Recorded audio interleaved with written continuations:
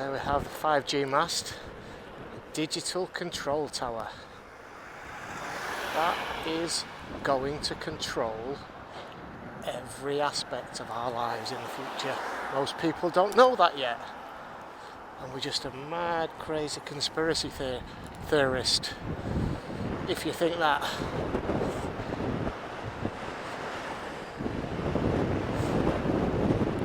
It's going to track and trace everything we do. It's an integral part of these smart cities. So what are the benefits of 5G towers? Fast internet, download Netflix quicker, all that kind of stuff. You know, any business that operates in the digital sphere, it gives you full wireless digital connectivity. This is really wobbly. Can I get up this without crashing? Yeah! Right up the curb.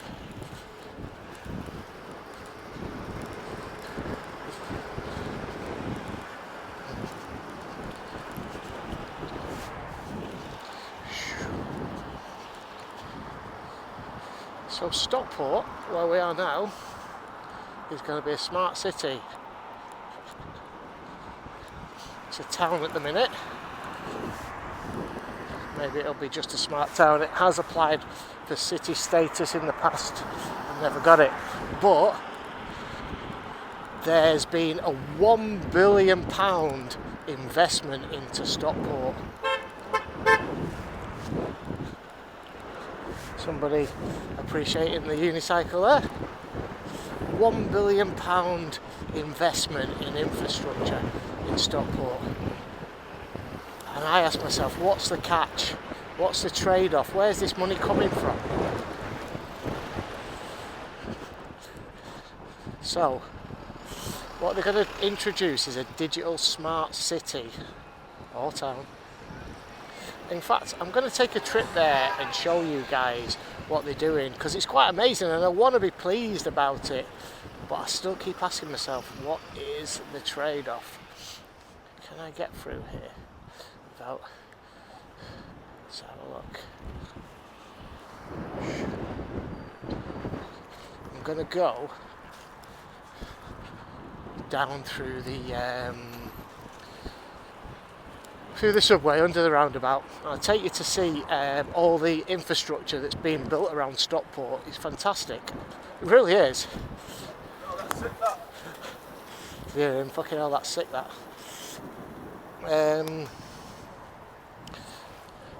What's the trade-off? So it's going to be what they call a smart city. In fact, do I go left or right here? Straight on. I keep repeating myself. Let me get to the point. There's going to be a digital cage, what you can't see. A big digital net which is going to capture every single thing that you do. Every single movement you make, all your life, everything is online nowadays, and that's by design. Hey, nice camera, man. They want all businesses to be digitised, and they want a great town planning is creating a place where you like to be, where you know everything is within easy reach. So this is these 15-minute cities that they're talking about. Look, all these new houses being built right near the centre of Stockport. Toy town houses, as we call them, little boxes. And so these, yeah, great town planning, smart towns, smart cities. Everything that you need is within easy reach and access, which is brilliant. But what if you want to travel outside of there and they're restricting your movement? How are they going to do that? Well, you've seen all the cameras that have gone up everywhere. You know, in London you've got the ULEZ, ultra low emission zone. Here in Stockport and Manchester we've got the CAZ, the clean air zone. Okay, and they tried to implement it, the cameras are up there, all the signs went up, and then there was a big backlash.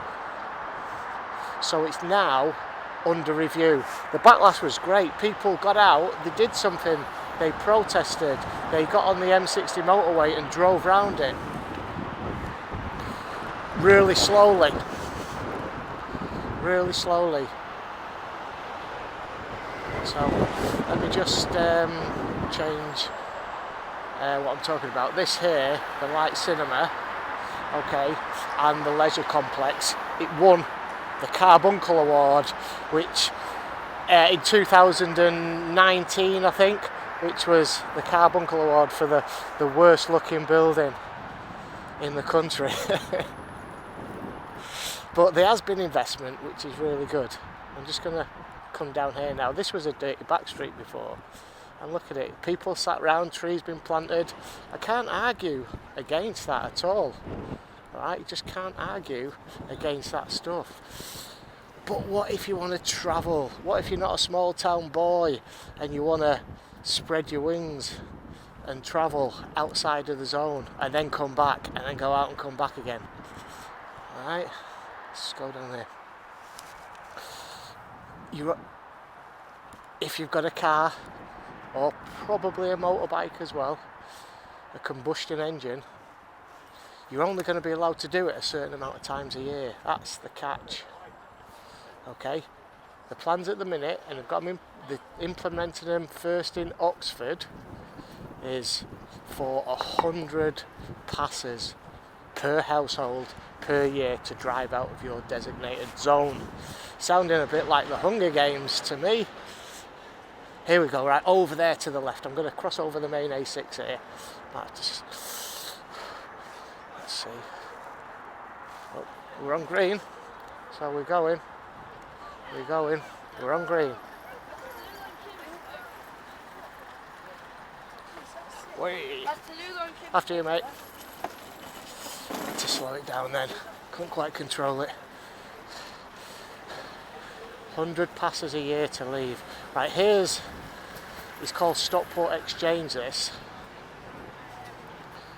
If people don't know, Stockport's got the civil engineering structure with the most bricks in any structure in the UK, and that's the viaduct there. Okay, you can see the viaduct. I think something like 14 million bricks. That's where your trains from Manchester to London cross over. That's why every intercity train from Manchester to London has to stop at Stockport, because Stockport owns the viaduct and they couldn't do it other than that. They want to stop the trains from stopping at Stockport, so people have to get on the local train into Manchester, the opposite direction to London, and then go back through on the intercity train. What we've got here down below is the River Mersey. Stockport is in a valley. Bit of trivia for you. The River Mersey originates in Stockport. It's where the River Goyt and the River Tame meet,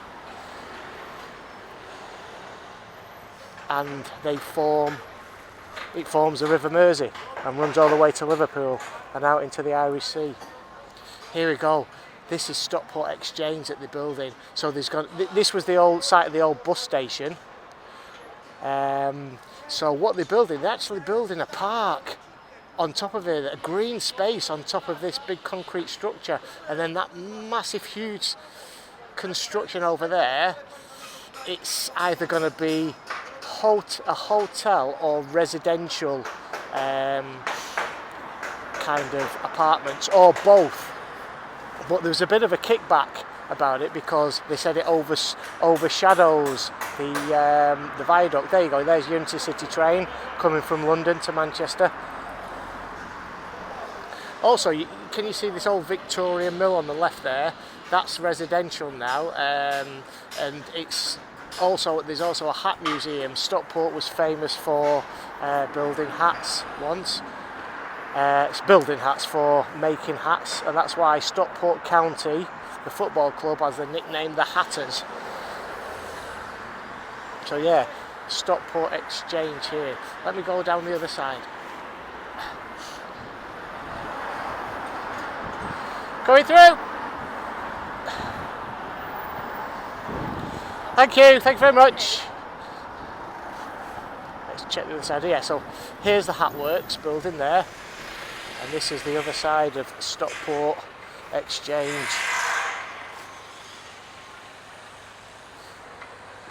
We'll come back when it's finished.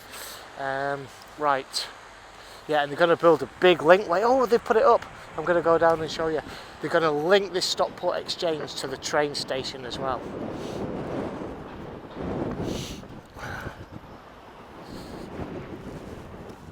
So, because Stockport's in a valley, very hilly, they're trying to make the connectivity better for people walking, which is great again. These guys got to just step out here. Good. Right, here we go. Let's get down there. So there's one end of the viaduct, Stockport Viaduct. As I say, 14 million bricks, and the train station is up there to the left. You can see the old signalling building there, and look, they've put the first part of the walkway across. As I say, a £1 billion investment. But what's the catch, guys? What they're doing as well, let me just go over here. I'll show you what they're doing with a lot of the old mills. They're converting them into living spaces. Okay, here we go, down the bottom end here. You can look up there to the archway. Some great old pictures of it being built, wooden scaffolding.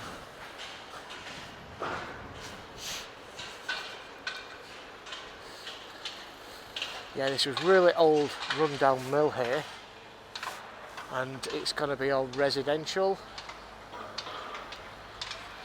And there's also Meadow Mill, I'll show you that another time. Okay, all this work being done. Getting stared at now. Undo. Yeah, loads of work in construction. Hi mate. Do you know when these are going to be finished? Is it running behind? Yeah, alright. Irish accent there. Right, here we go. Let's go down. In fact, let's go this way. See the other side of it. That's huge. It is for Stockport anyway. So much work being done. So, as I say, when I first heard about this and saw it, I thought, great, they're investing into Stockport. But like I say, what is the catch? Are they going to be building this 15-minute city, this digital prison, where you get fined when you leave? Everything you do is tracked and traced.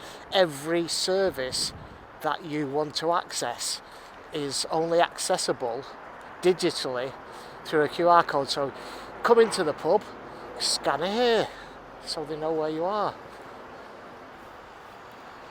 Everything's scanned, tracked and traced. Right. Getting over here, wrong side of the road. Hey, that guy's not looking. Who'd be at fault, me or him? Probably me.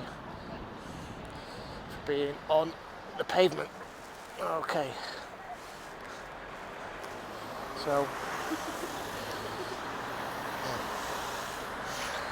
yeah, Stockport as well. Well, the town centre is called Mersey Way. You can see it over there.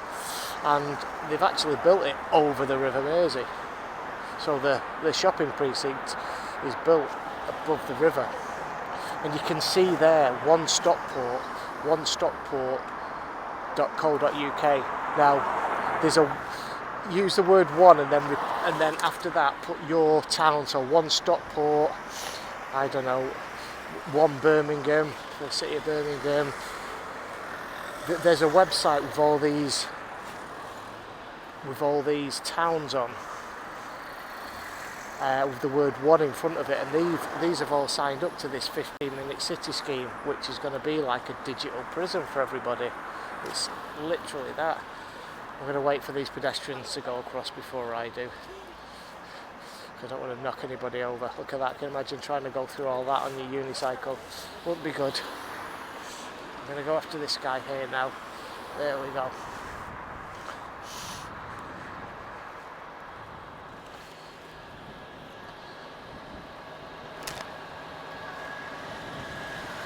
take you a little trip through the town and through the marketplace. So there you've got Stockport Plaza. It's kind of like, is that like a 1920s thing or before then?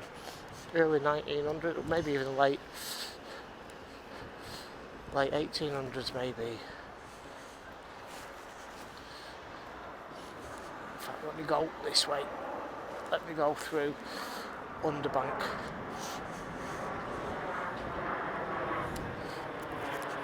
A nice trip of Stockport here, guys. What's this taxi doing? He's not seeing me, he's going to reverse now. There's big plans for this part of Stockport. This is all part of the £1 billion investment here too. Stockport underground shelters there, Stockport air raid shelters. Use those during the war because there's that red stone all around Stockport, which is easy to dig tunnels through. That red rock. So this is called Underbank.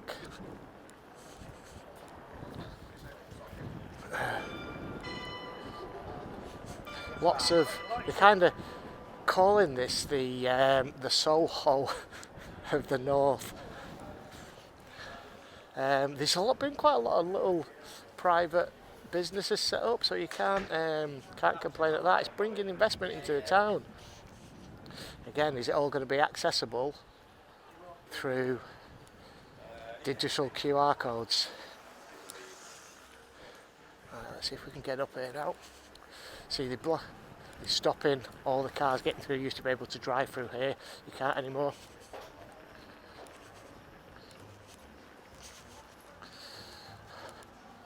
All blocked off. Unless you've got an electric vehicle like this. There you go. You can't get through here either. St Mary's Church. Stockport Market is still really quiet.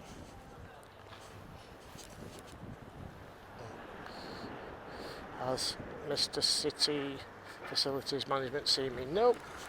Too late. I'm through.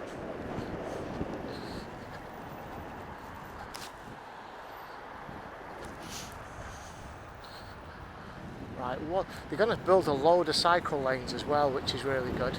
And I'm going to get the benefit of them as I come out of the city centre here, because I can come off the road and hit the cycle lane. So we've got an Aldi to the right, Mecca Bingo there on the right, and any second now the cycle lane's going to appear. Here we go.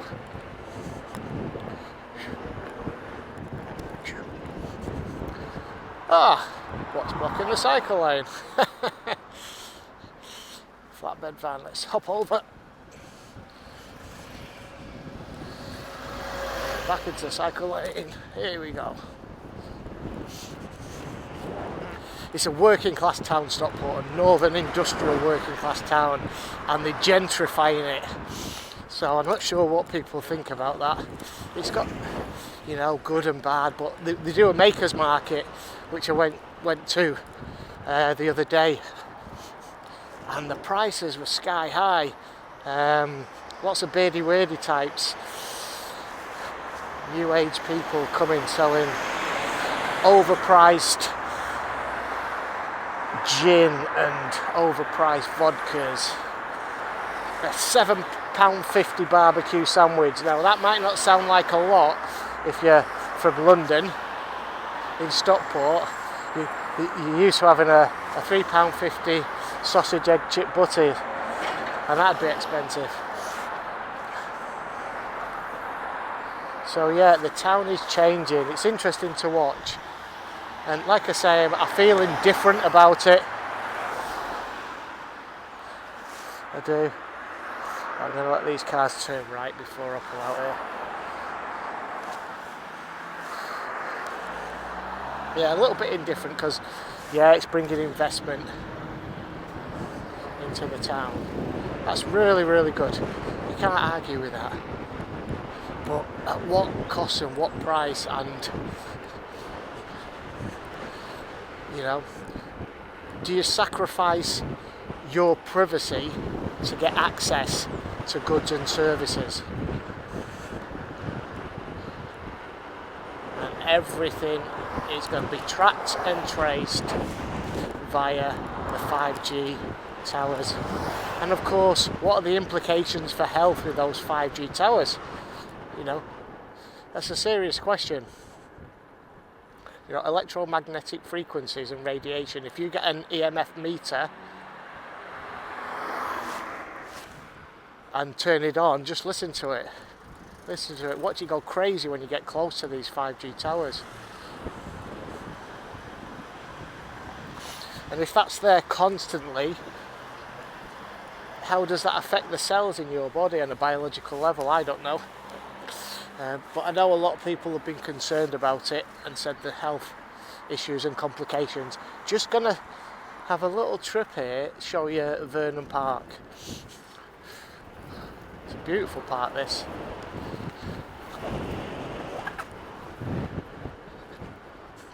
I really think that these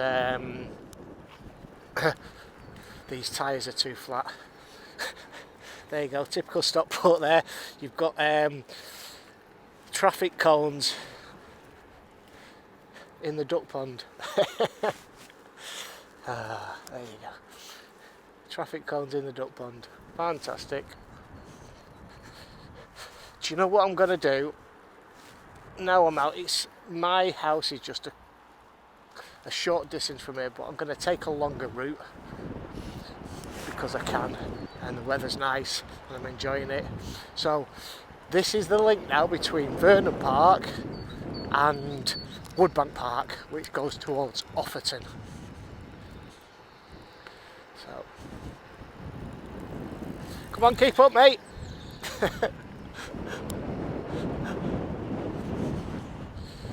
Again, this is still part of Vernon Park, I think. And as we get to the top here, it becomes Woodbank Park. Wonder if I can navigate this without touching. How good's my riding skills? No, had to touch down.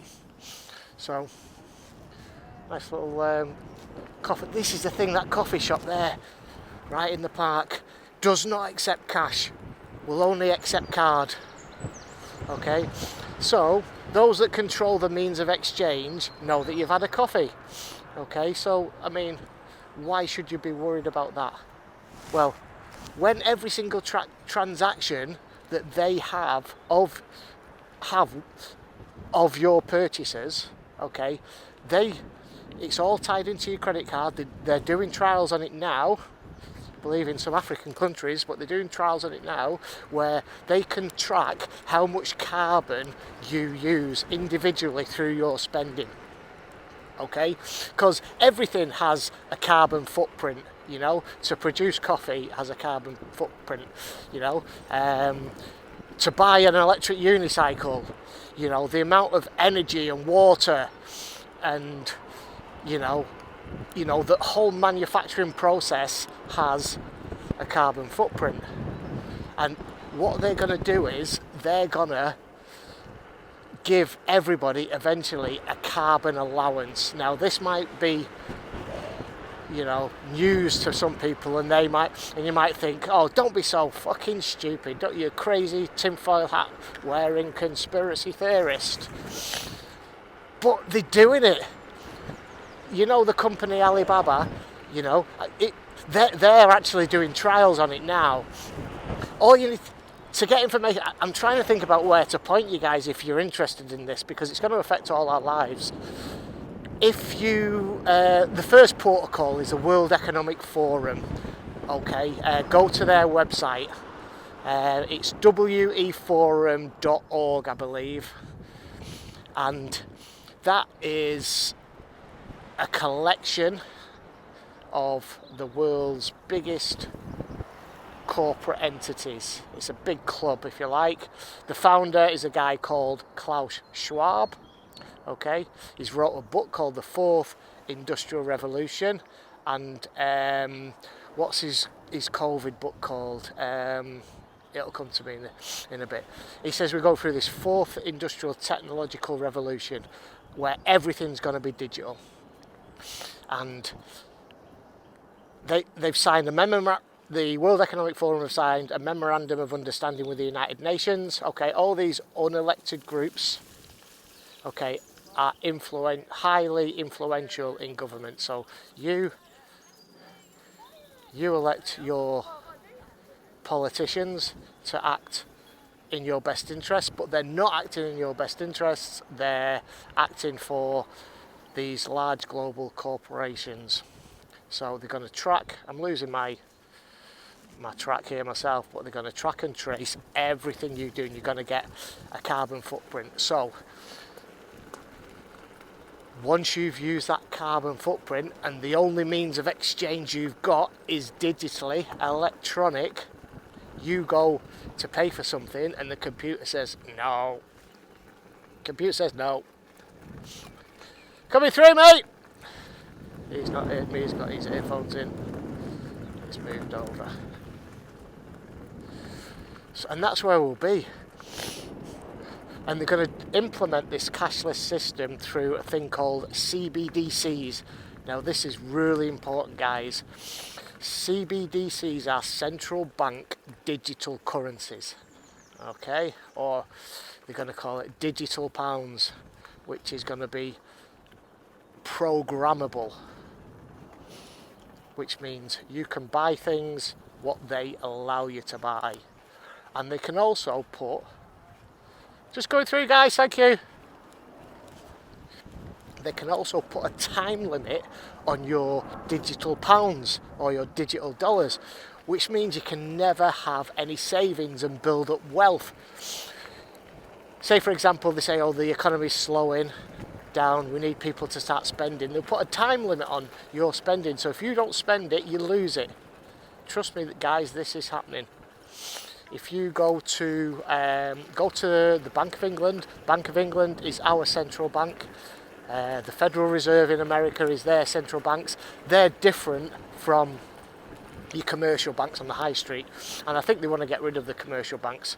I mean, I'm not 100% sure how the system works, but I will do another chat on how money is created. Basically, it's a fiat currency which isn't backed by anything. It's not backed by any gold or anything like that. Thank you. It's only backed by confidence. That's why it is called legal tender. It's the law that you have to accept that money. And if people got confidence in it, it's fine. But when they lose confidence in it, because it's not backed by anything, it crashes. The system crashes. It's really muddy around here. Gonna have to clean my unicycle now when I get back. We've got Bredbury Hall Hotel and Country Club on the left here. And that's been bought out by Chinese investors. And that used to be farmland there. They've just built a cricket pitch, cricket pavilion. I'm going to just go and show you. Again, all this investment in Stockport, you can't really argue against it. I'm going to go this way. I didn't want to run you over there, mate. I wasn't quite sure which way you were going then. I can slow down on it, okay then.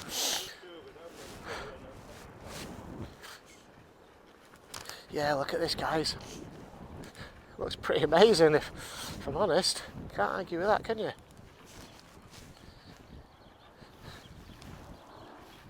It's looking pretty good.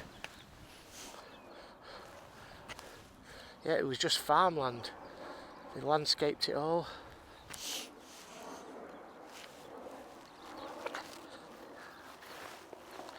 Okay, let's go. Don't want to take this guy out. Say again? What's the furthest you've been on it? Well, I've been riding all around Stockport today. Yeah. It can go, I think the distance is about 30-40 miles you can go. You're talking about fuel economy? Yeah, because it's got big lithium battery cells in it. Oh, so right. It's all battery operated, it's all electric, just like your electric cars, if you like. To be honest, I can imagine the interest in it from your point of view. Yeah. What's it like with the public? Because half of them are dickheads, aren't Yeah, well, I mean, I'm very, very cautious of other people when I'm on it. So just like I saw you there, I slowed right down and waited and let you You don't mean decide. that I look like a dickhead, do you? No, but sometimes